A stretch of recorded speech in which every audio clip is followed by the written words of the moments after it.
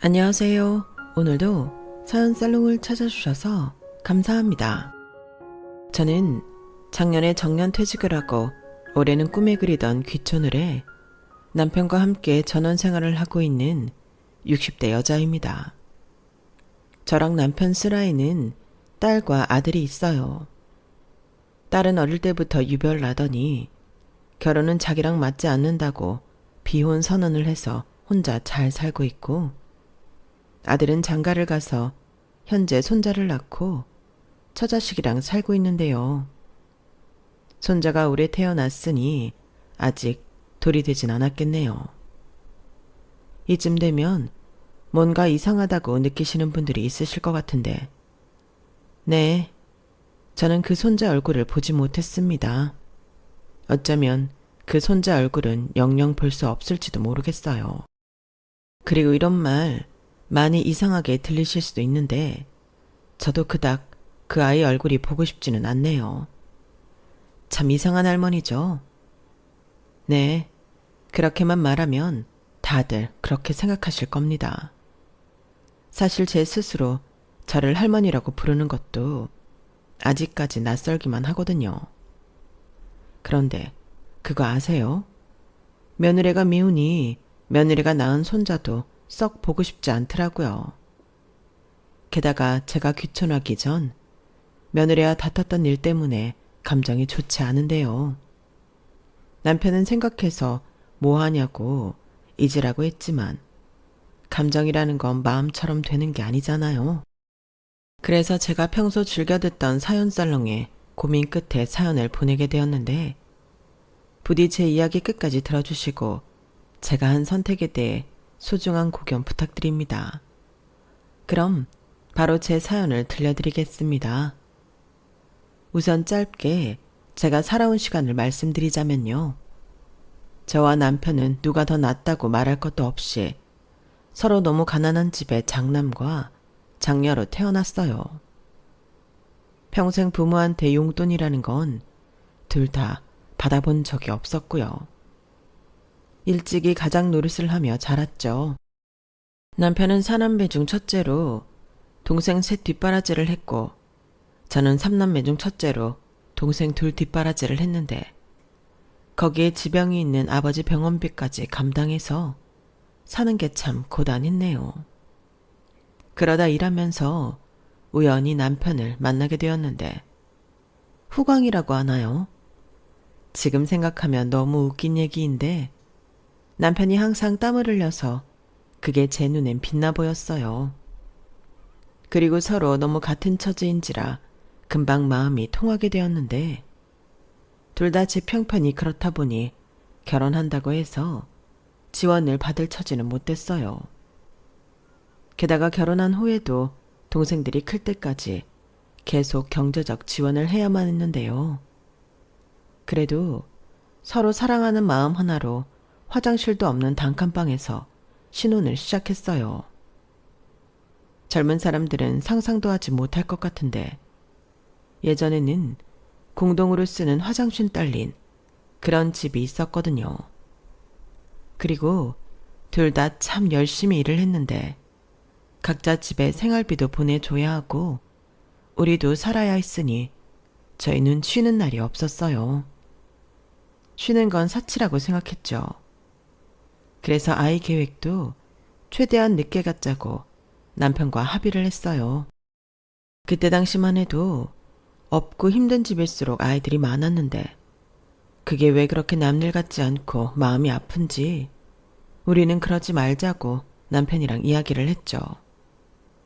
그래서 결혼하고 7년 정도 지났을 때 아이를 가졌는데, 그 7년 동안 참 많은 이상한 이야기를 들어야만 했어요. 제일 많이 들었던 말은 저나 남편이나 문제가 있냐는 말이었죠. 제가 아무리 아이 가질 처지가 아니라서 그런다고 설명을 해도 사람들은 이해하지 못했어요. 그때는 그런 분위기였거든요. 피임이란 개념도 잘 없고 돈 때문에 아이를 안 갖는다는 건 상상할 수도 없는 일이었어요. 왜 아이는 자기 밥그릇을 갖고 태어난다는 말이 있잖아요. 그런 말을 맹신할 때라서 저희 부부가 자녀 계획을 세웠다는 말조차 이해를 하지 못하는 눈치였어요. 그러니 이상한 소문만 자꾸 우리 부부 주변을 맴돌았는데 그래도 저랑 남편은 상관없었어요. 적어도 아이가 태어나면 부모인 우리가 책임을 져야 하는데 저나 남편은 그래도 집 같은 집이라도 한 채 있어야 아이를 낳지 않겠냐는 생각이 강했거든요.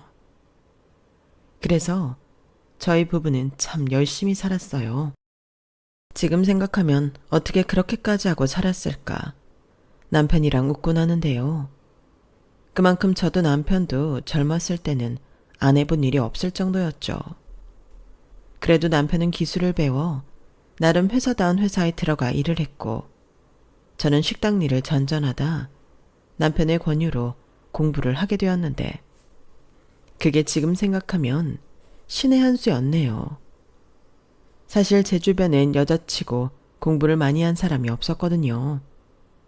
게다가 중학교만 나와도 많이 배웠다고 부러워했었는데 저에게도 초등학교, 아니 국민학교밖에 나오지 못했다는 가방끈 콤플렉스가 있었거든요. 왜 이력서를 쓰면 학력을 꼭 적어야 하잖아요. 저는 거기에 국졸이라고 쓰는 게 죽는 것보다 싫었어요. 하지만 서류에 거짓말하면 큰일 나는 줄 알았던 순진한 저는 거짓으로도 학력을 고치지 못하고 고지고대로 냈는데 그 정직한 게 문제였는지 면접을 보러 오라는 전화는 한 통도 받지 못했어요.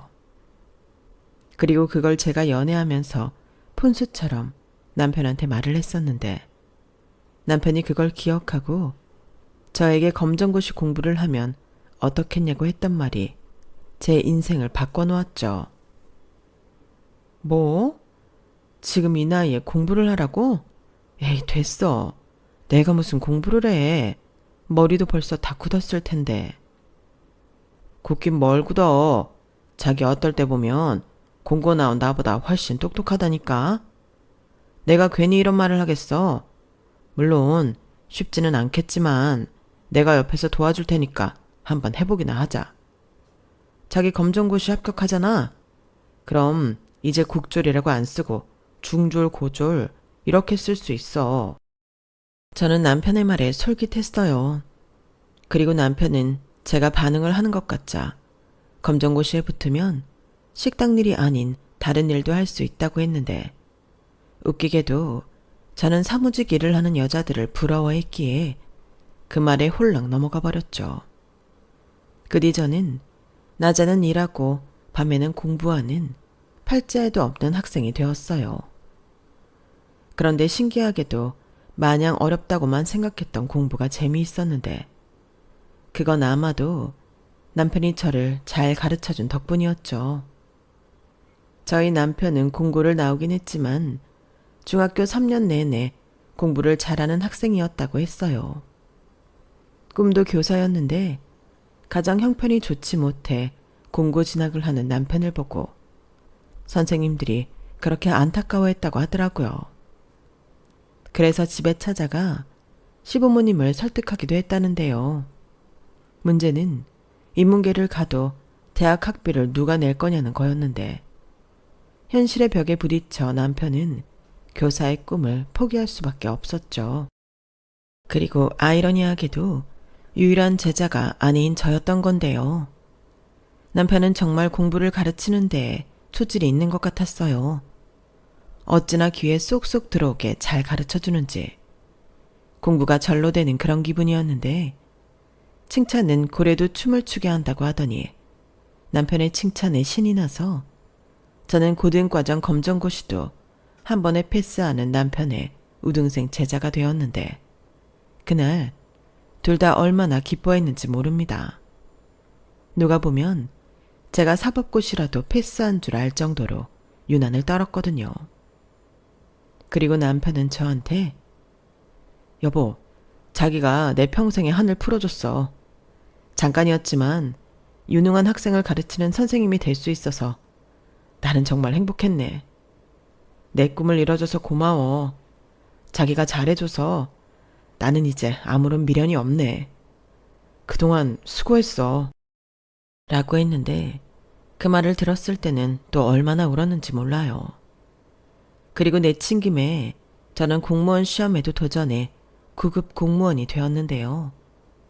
물론 공무원이 되기까지 3년이란 시간이 걸리긴 했지만 공부하는 것 자체가 즐거웠기 때문에 힘든 줄도 모르고 남편이랑 열심히 공부를 했어요.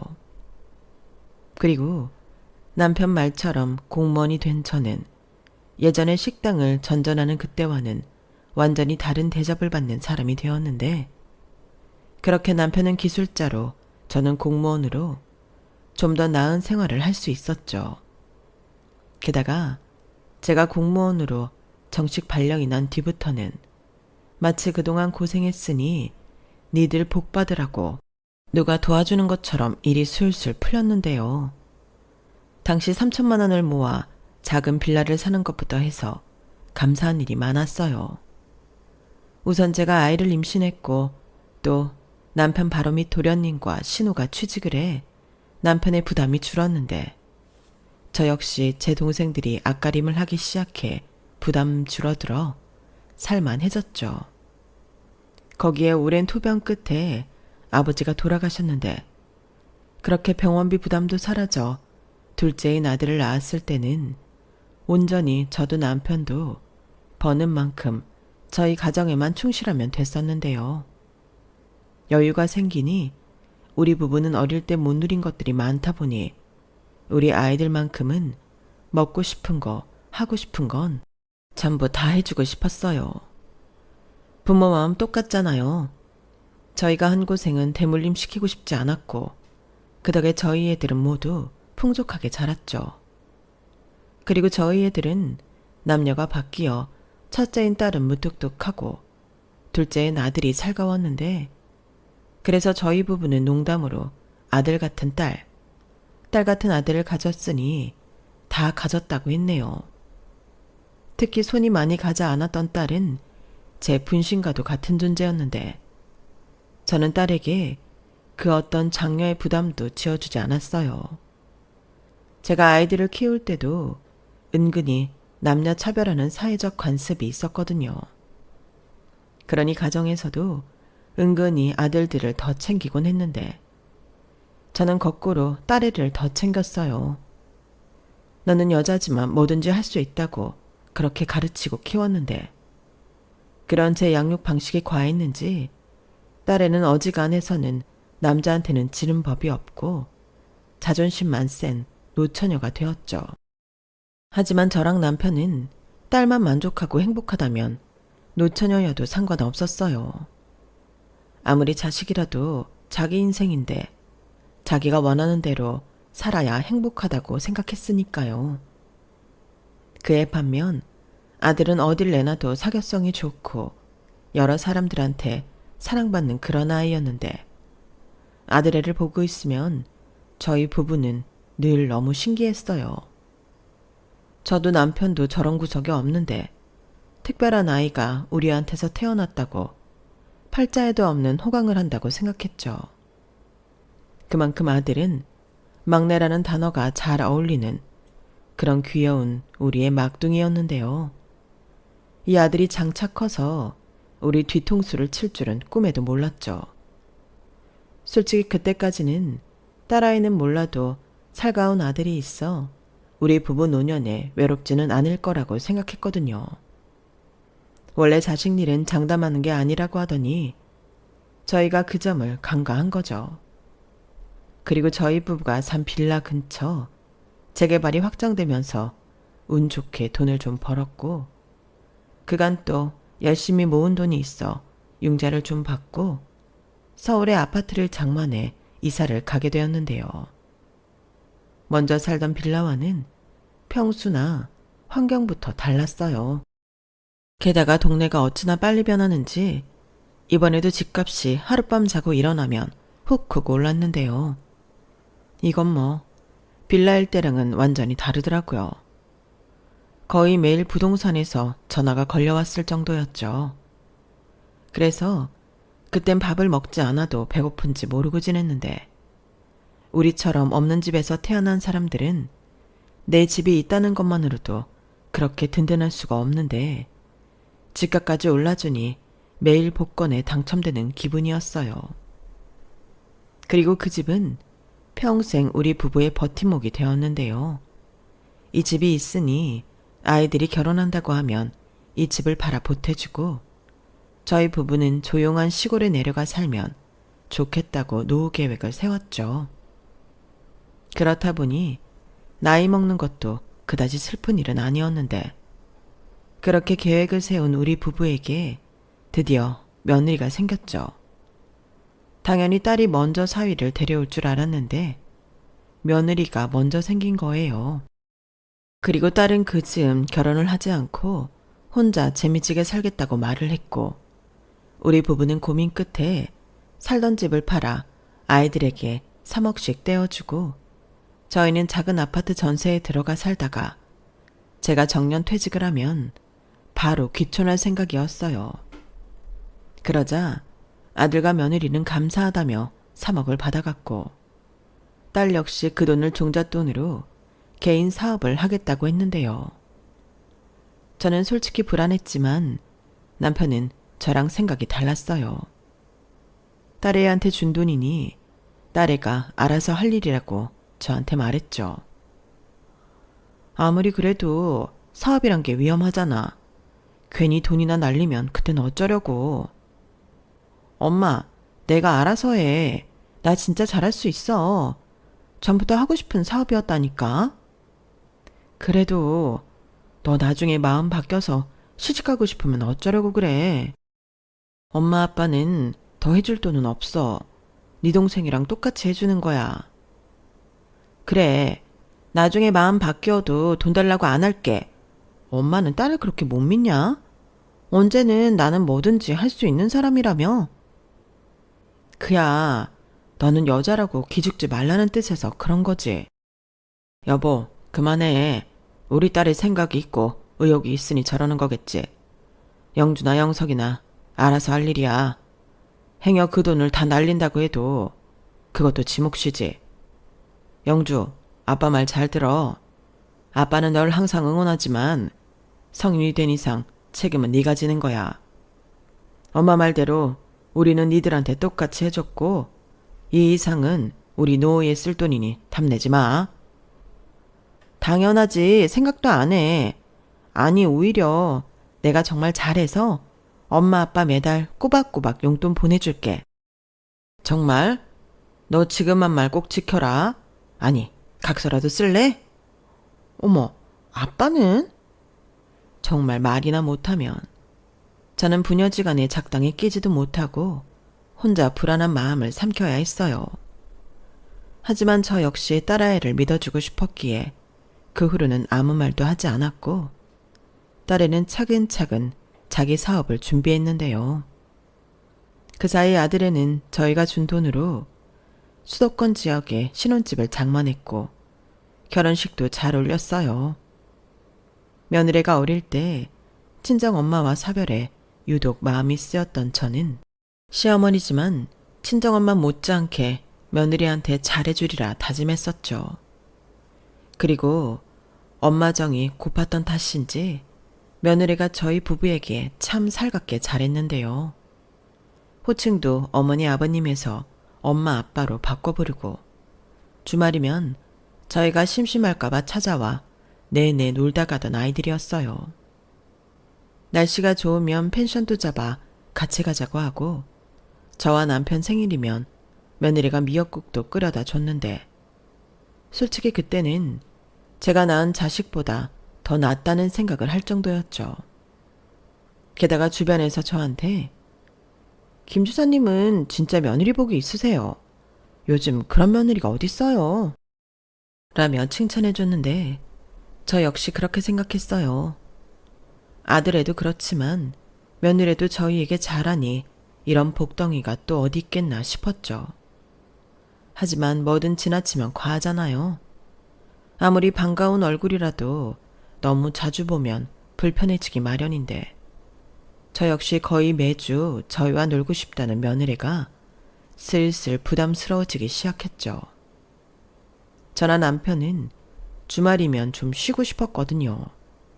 밥도 좀 대충 먹고 어떨 때는 청소도 건너뛰고 싶었는데 아들 내외가 집에 와서 밥을 먹겠다고 하면 그때부터는 늘 비상이었어요.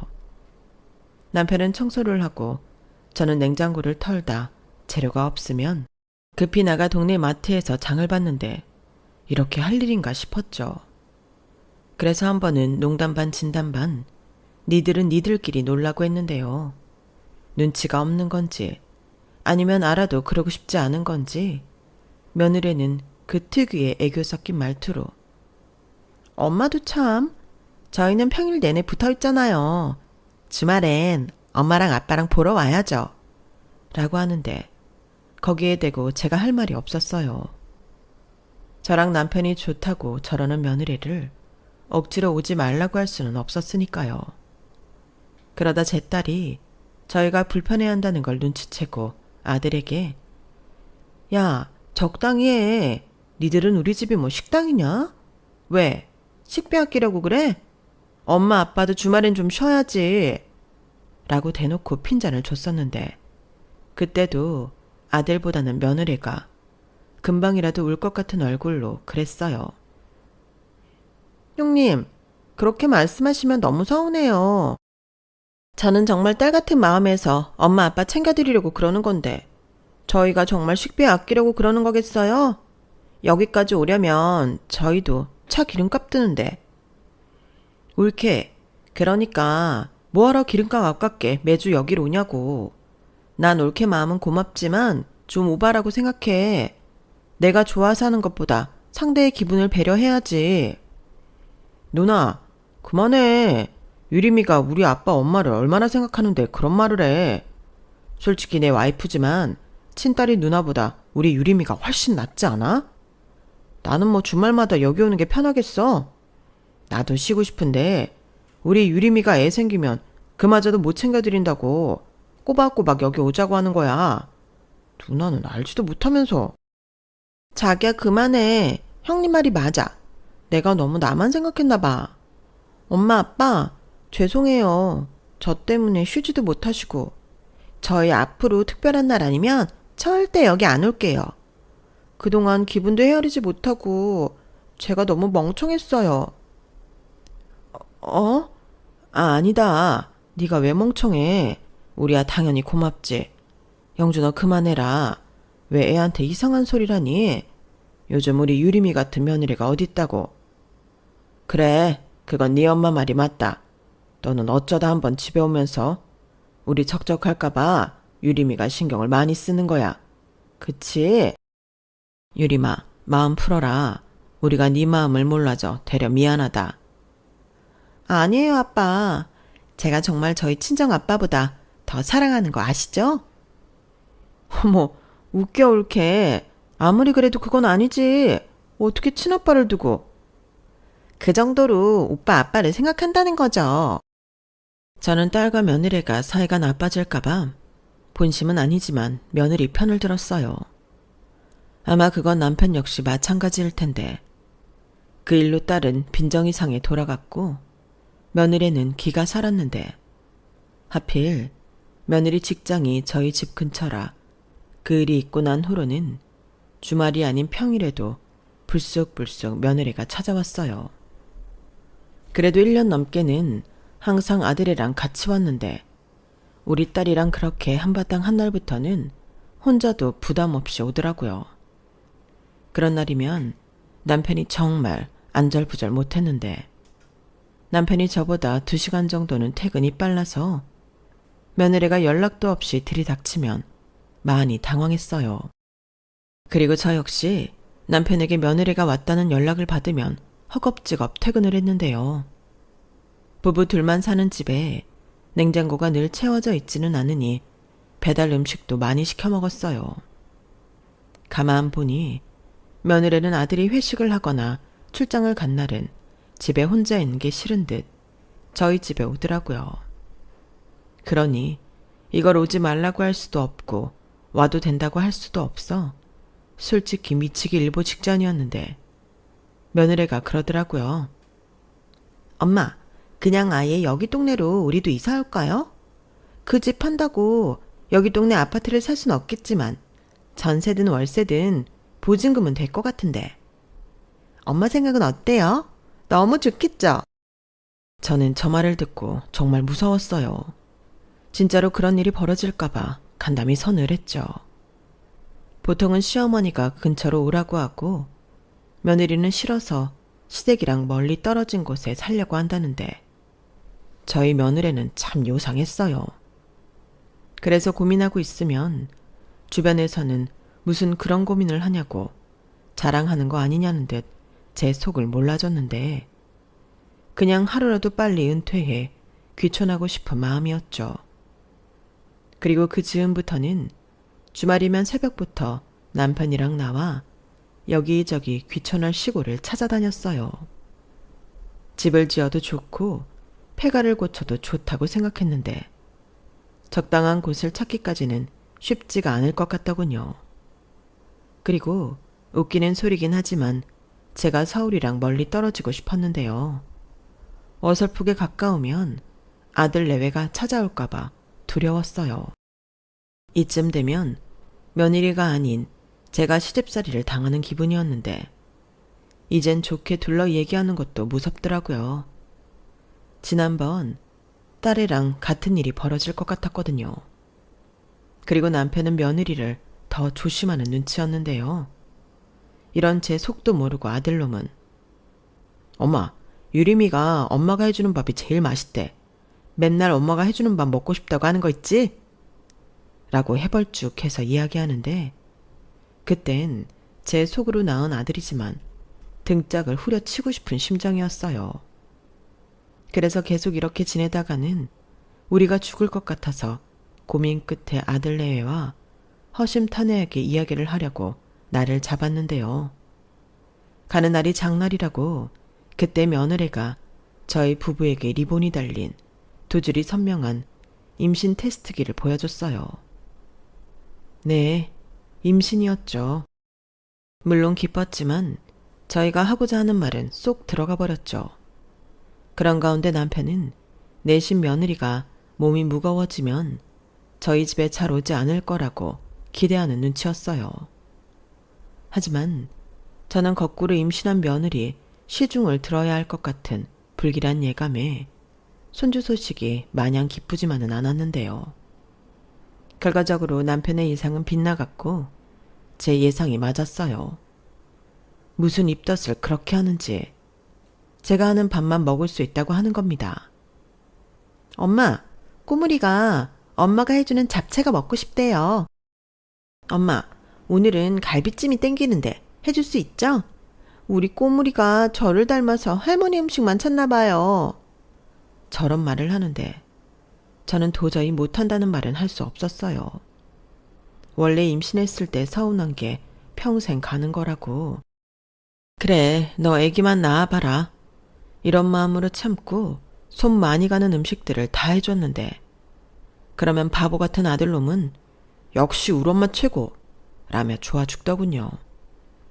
그렇게 저희 부부의 기쁨이 될 줄 알았던 그놈은 집 안으로밖에 모르는 등신 머저리가 되었어요. 그래서 도저히 이렇게는 못 살겠다 싶어 저는 조기 은퇴를 하기로 결심했고 남편 역시 서울과 시골을 왔다 갔다 하며 일을 할 수 있다며 저희는 본격적으로 귀촌 준비에 들어갔는데요. 마침 구례 쪽에 마음에 쏙 드는 아담한 전원주택이 있어 그곳을 계약했어요. 사람이 안 산 지 5년 정도 됐다고 하는데 먼저 주인이 바지런한 사람이었는지 집이 먼지가 좀 있을 뿐 깨끗하더라고요. 물론 여기저기 손을 좀 보긴 해야 했지만 너무 좋았어요. 작은 마당도 너무 예쁘고 집 뒤편엔 작은 텃밭도 있었는데 여기라면 우리 부부 노년을 보내기엔 안성맞춤이라고 생각했죠. 그리고 며느리가 출산하고 손주가 3, 7일이 지날 즈음인 1년 뒤 귀촌을 할 계획이었는데요. 그날 이후 저는 꿈결 속에 살았어요. 집 계약도 마쳤겠다. 손주가 태어나면 더 이상 며느리 눈치도 보지 않고 남편과 편안한 삶을 살 수 있다고 생각하니 가슴이 설레었어요. 그리고 당연히 아들, 딸, 며느리도 저희 귀촌을 흔쾌히 받아들일 거라고 생각했는데 그건 저희 부부의 완전한 착각이었죠. 저희가 1년 뒤 귀촌한다는 사실을 안 며느리가 기겁을 하면서 어딜 가냐고 하는 거예요. 저는 며느리의 반응이 너무 과해 조금 당황했는데 제가 너무 갑작스럽게 귀촌 얘기를 들어 서운한가? 했더니 그것도 아니더군요. 세상에나, 곧 있으면 손주가 태어나는데 귀촌은 무슨 귀촌이에요. 그럼 저희 애는 누가 봐줘요?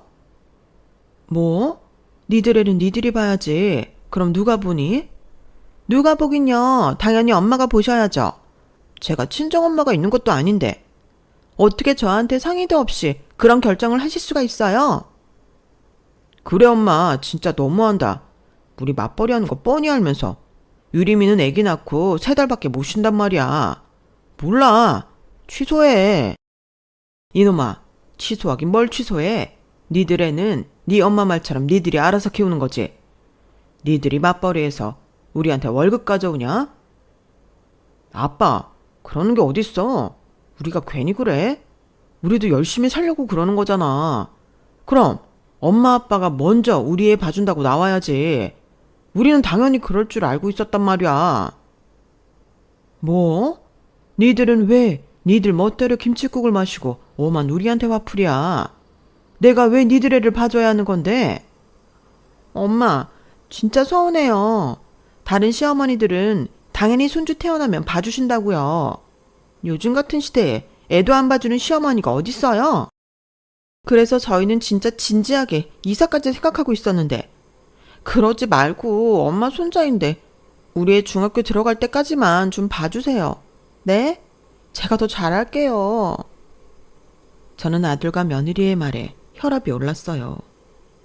손주가 태어나 중학교 들어갈 때까지라면 적어도 저더러 14년은 애를 봐달라고 하는 건데 제가 미쳤나요? 그럼 제 나이가 몇 살이냐고요? 그래서 저는 안 된다고 싫다고 했어요. 그러자 며느리는 닭똥 같은 눈물을 뚝뚝 떨어뜨리며 역시 시어머니는 친정엄마가 될 수 없는 것 같다며 자기는 의지할 엄마도 없다고 울기 시작하는데 당황하다 못해 황당했어요. 막말로 제가 애를 가지라고 한 것도 아니고 지들이 좋아서 아이를 가져놓고 왜 책임을 저더러 지라 하냔 말이죠.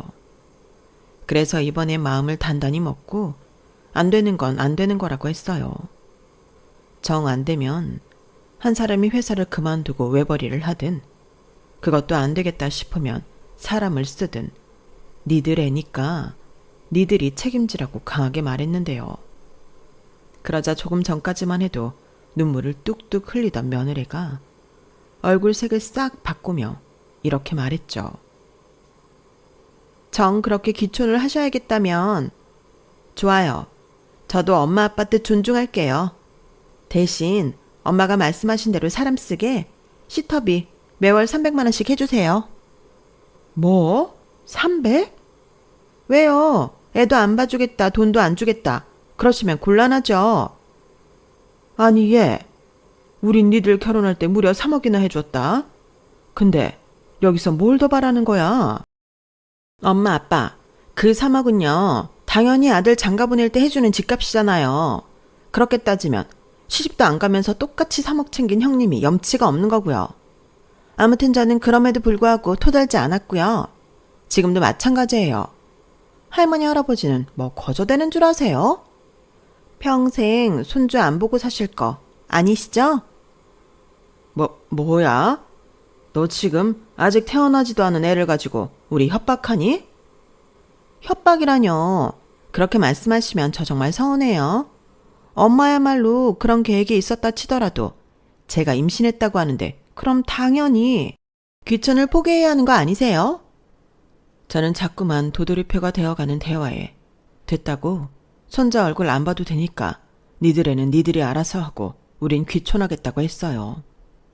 이미 집도 계약했고 근무 중인 주민센터도 내년엔 정리할 거라고 했는데 이젠 아들놈이 난리가 났어요.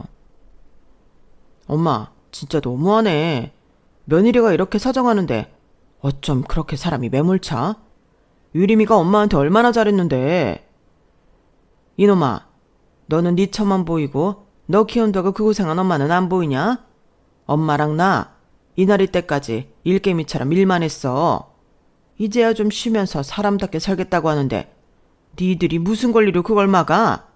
너야말로 네 처가 이렇게 나오면 네가 나서서 네 엄마 편을 들어야지. 아빠, 내가 어떻게 그래? 지금 유림이가 홀몸도 아닌데. 아무튼 다시 생각해줘요. 중학교 들어갈 때까지 좀 부담스러우면 그래, 딱 10살까지만이라도. 됐다. 니들 썩 나가라. 그리고 다시는 내 눈앞에 얼씬거리지 마. 천하의 못된 것들.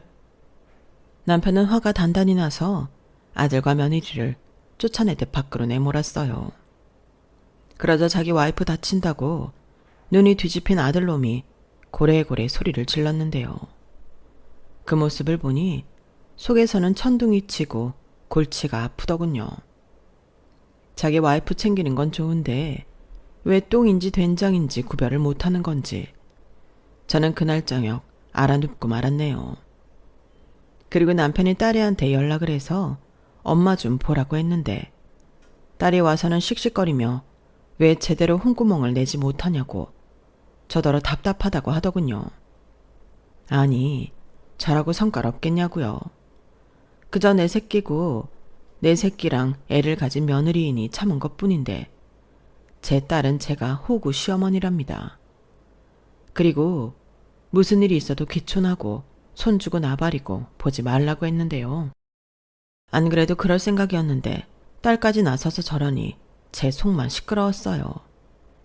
그리고 다음 날 아들놈은 마음이 바뀌지 않았냐고 확인 전화를 했고 제 마음은 절대 변하지 않을 거라고 하니 알겠다면서 전화를 끊고 300만 원씩 보낼 계좌라며 문자로 보내더군요.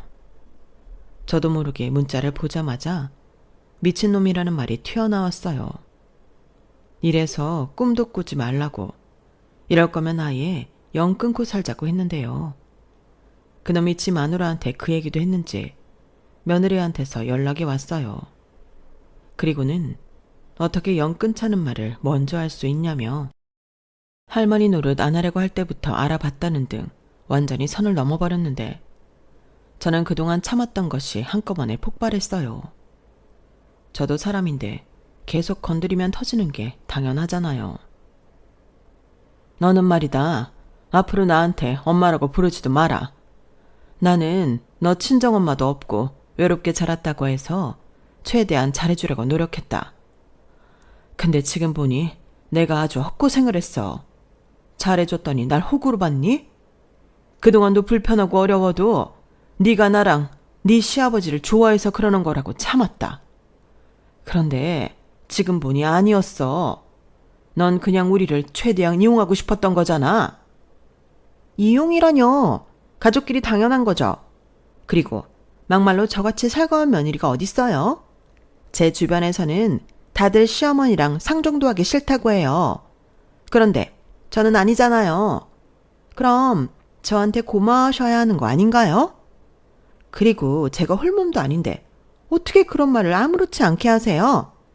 저 엄마, 아니 어머니 핏줄 가진 몸이에요.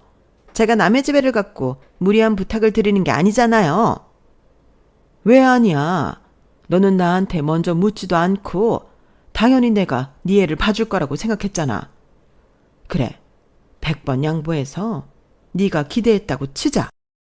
근데 아니라는 걸 알았으면 그때 나랑 네 시아버지 의사도 존중해야 하는 거 아니니? 존중했잖아요. 그래서 시터비만 달라고 그이가 계좌번호 보낸 건데. 어머니가 먼저 저희한테 시비 거셨잖아요. 이기적인 건 어머니세요. 애도 안 봐줘, 돈도 안 줘. 그래놓고 손주 얼굴은 보고 싶으세요? 아니, 저희가 자식된 도리를 하기 바라세요? 저희도 이러시면 도리고 뭐가 안 할 거예요. 어머니가 연 끊자고 하셨죠? 저희도 연 끊어버릴 거예요. 나중에 더 늙고 병드시면 그땐 어쩌려고 그러세요? 뭐야? 저는 며느리의 말에 뒤로 넘어갈 지경이었어요.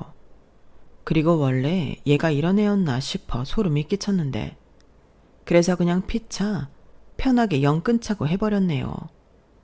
그러자 며느리가 먼저 좋다고 했고 저는 결혼할 때 받아간 3억 도로 내놓으라고 했는데요.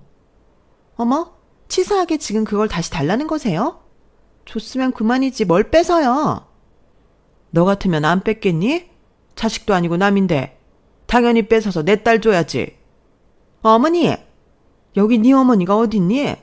나는 너같이 뻔뻔하고 싸가지 없는 며느리 둔 적 없다. 나야말로 계좌번호 보낼 테니까 이달 안으로 3억 입금해. 저는 그렇게 말하고 전화를 얼른 끊어버렸어요. 그리고 덜덜 떨리는 손으로 남편에게 전화를 걸었고 남편에게 며느리랑 이야기한 것들을 하나도 빠짐없이 전달했는데요. 그날 남편이 아들놈을 찾아가 다른 사람 보는 앞에서 개망신을 시킨 모양이더군요. 원래 저희 아들이 어릴 때부터 남이 보는 눈을 굉장히 신경 쓰는 그런 아이였거든요. 그러니 같이 일하는 동료 앞에서 이게 무슨 짓이냐고 눈을 까뒤집고 난리가 났다고 했는데 저희 남편도 한번 화가 나면 만만치 않은 성격이라 귓밤망이를 13년 만에 휘둘렀다고 했어요. 그리고 제가 말한 대로 아들한테 이번 달 안으로 가져간 3억 다시 내놓으라고 통보를 했다는데 그날 이후 아들 며느리는 저희 전화도 받지 않고 잠수를 타버리더군요.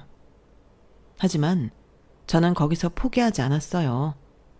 단단히 벼른 만큼 이번에는 지 아빠 성격을 꼭 닮은 딸에게 얘기해 그 집에 가보라고 했는데요. 한 달도 되지 않아 그 집도 뺏길까 도둑 이사까지 갔다고 하더라고요. 아니, 얼마나 급했으면 그렇게 번갯불에 콩 볶아 먹듯 이사를 갈 수 있죠. 그리고 딸은 지 동생에게 그렇게 살지 말라고 엄마 아빠 그리고 자기 앞에 나타나면 그땐 가족이고 뭐고 가만두지 않고 변호사 수십 명을 쓰더라도 3억 뱉어내게 만들겠다고 제대로 겁을 준 모양인데 그 3억 때문에라도 그것들은 앞으로 저희 앞에 나타나지 않을 것 같네요. 그리고 저는 예정대로 내려와 유유자적한 생활을 남편과 누리고 있는데요. 매일 흙을 만지고 새소리와 풀냄새를 맡으니 뭔가 마음이 치유가 되는 기분으로 삽니다. 때때로 지난 날들이 저를 스쳐 지나갈 때도 있지만 저는 떳떳해요. 어느 한순간도 성실하지 않은 순간이 없었으니까요. 그리고 아들과 며느리에 대한 감정도 변함이 없는데요. 화가 난다기보다 괘씸한 마음이 커서 저는 앞으로 그것들은 용서할 생각이 없습니다. 어쩌면 그것들은 저나 남편이 늙고 병들어 지들한테 도와달라고 하길 기다리고 있을지도 모르는데 그래서 더 기를 쓰고 건강하게 살려고 노력해요. 그리고 무엇보다 그럴 일은 없는 게 저희한테는 지 잘난 맛에 사는 나름 효녀인 딸도 있으니 정말 노년이 지나 말년도 걱정이 없어요. 딸은 초대박까지는 아니어도 저희가 준 3억으로 지금까지 사업체를 잘 운영하고 있고 자기가 약속한 대로 저희에게 꼬박꼬박 300만 원씩 용돈을 보내주고 있는데 이런 딸을 두고 저희가 왜 등신 같은 아들한테 의지를 하겠냐고요. 그리고 저희는 제사도 필요 없어서 더더욱 아들과 며느리가 아쉽지도 않은데 이래서 팔은 안으로 굽는다고 하나 봅니다. 여우 같은 며느리보다 호랑이 같지만 용돈 따박따박 주는 딸이 100배 1000배 좋습니다. 이런 말하면 고리타분하다고 생각할지 모르지만 저 때는 아이가 아무리 많아도 부부가 알아서 키웠잖아요. 지금 생각해도 며느리의 말은 너무 뻔뻔하고 이해가 가지 않는데 정말로 요즘 시어머니들은 그렇게 꼼짝없이 손주손녀를 보시나요? 아니면 돈으로라도 그 책임을 다하는 게 맞는 건지 정말 궁금합니다. 물론 그게 맞다고 해도 저는 그럴 생각 추호도 없지만 애까지 봐야 한다면 정말 제 인생이 너무 불쌍하잖아요. 그리고 매일 보상이라도 받는 것처럼 일생일 때 가장 행복한 순간을 살고 있는 지금 이 순간이 아주 오랫동안 지속되길 바라는 바예요. 요즘은 100세 시대라고 하잖아요. 제 나이 이제 60인데 남은 40년은 남편이랑 행복하게만 살다 사이좋게 이 세상 떠났으면 합니다. 끝으로 바라는 게 딱 하나 있어요. 그건 바로 미운 아들놈과 괘씸한 며느리도 지들 같은 자식과 며느리를 만나 지들도 당해봤으면 하는 건데요. 원래 똑같이 당해봐야 하는 거라고 지들은 지 자식한테 어떻게 하는지 제가 두 눈 부릅뜨고 지켜보려고요. 부모 자식 간에 이게 무슨 창피한 일인지. 평소 사연살롱 사연을 듣다 보면 세상 정말 이상한 시어머니가 많던데 저희 며느리 같은 이상한 며느리도 있다는 걸 꼭 알려드리고 싶었습니다. 그리고 끝으로 오지랖을 부려보자면요. 저를 포함한 세상의 모든 엄마들이 희생을 강요받지 않고 자신이 원하는 행복한 인생을 살았으면 좋겠습니다. 인생은 누구나 한 번뿐인 소중한 거니까요. 이상 제 사연은 여기까지입니다. 제 사연 어떻게 들으셨는지 저와 비슷한 연령대의 애청자분들의 의견이 매우 궁금한데요. 솔직한 여러분들의 고견을 듣고 싶어요.